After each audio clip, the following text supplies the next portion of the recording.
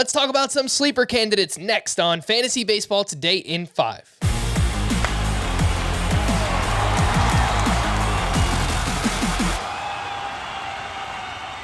Welcome into FBT in 5. As always, make sure to follow and stream us on Spotify. Today is Thursday, March 10th. I am Frank Stanfield, joined by Scott White. And let's start with your favorite sleeper this season, Scotty. Who you got?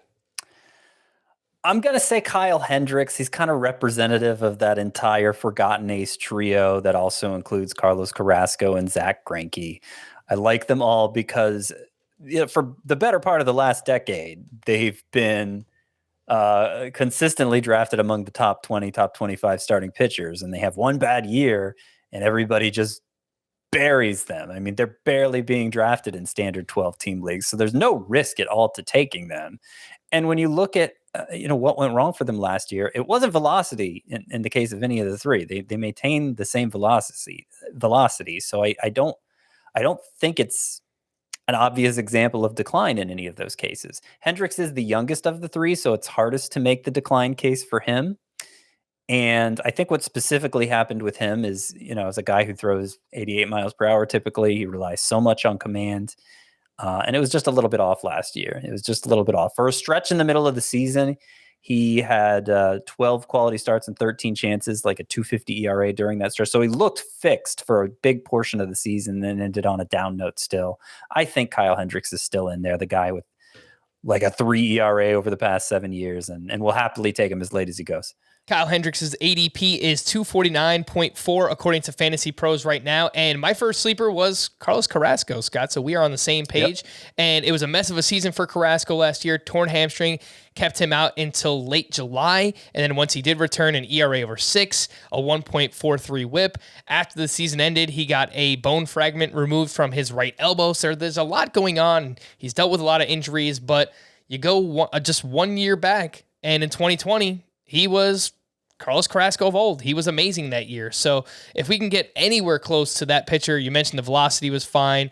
Still got a good amount of swinging strikes. I want to see him use his secondary pitches a little bit more, the slider and the curveball, but velocity, again, was fine. I like Carrasco where he goes. I mean, it's 287.8.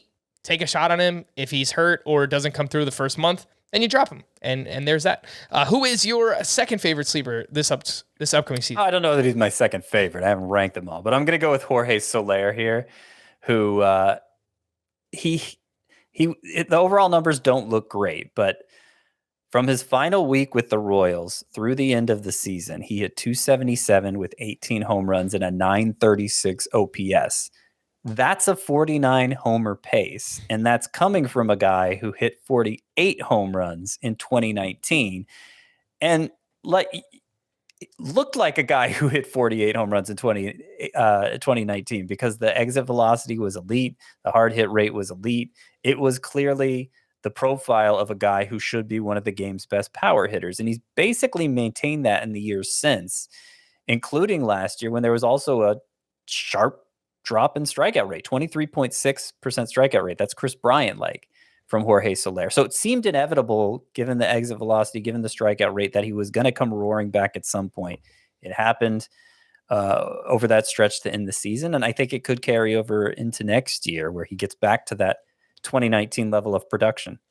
I will take your free agent outfielder who formerly played for the Braves and raise you a current free agent outfielder who formerly played for the Braves, and that is Eddie Rosario. The ADP is 201, and from 2018 through 2020, Eddie Rosario finished as the 53rd overall player in Roto or better. 53rd or better. His ADP is outside the top 200. I don't know that he's going to get back to that level per se, but started off slow last year, dealt with an abdominal strain. Once he was traded to the Braves, his final 33 games with the team, 271, 7 homers, 2 steals, a 903 OPS, carried that into the postseason, makes a lot of contact, puts the ball in the air. I'm thinking we can get 25 plus home runs, chip in 6 to 8 steals, solid batting average as well. Eddie Rosario just seems criminally undervalued right now, going outside the top 200. Scott, give me one more sleeper here. One more sleeper. I'm going to go with, I'm forgetting his name. I'm going to go with the Twins' third base prospect, Jose Miranda, cousin of Lin-Manuel Miranda. That's for real, by the way. Between double and triple A last year, he hit 344 with 30 homers and 973 OPS. And by the way, a 12.5% strikeout rate. I mean, this guy's bat is unbelievable.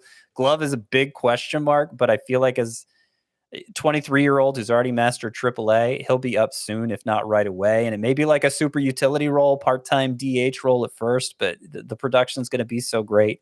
He's third base eligible. I'm drafting him late in all my deep roto leagues. Someone I'm drafting late in those leagues as well, Jesus Luzardo, another pitcher going way too late, sleeper candidate here, former prospect pedigree, did not have a good season. It was a weird season for him. He broke his hand, apparently playing video games, lost, slammed it down, whatever. It was a weird season for him. I still think that there's talent there. The secondary stuff is really good. He's got to work on the fastball. It's something he's acknowledged already in the offseason. And the Marlins have done a really good job developing starting pitchers. So it would not surprise me one bit if Jesus Luzardo turns into this year's version of Lucas Giollito from a couple of years back. You heard it here first. For more extensive fantasy baseball coverage, listen to the Fantasy Baseball Today podcast on Spotify, Apple Podcasts, Stitcher, your smart speakers, or anywhere else podcasts are found. And thanks for listening to Fantasy Baseball Today in 5. We'll be back again tomorrow morning. Bye-bye.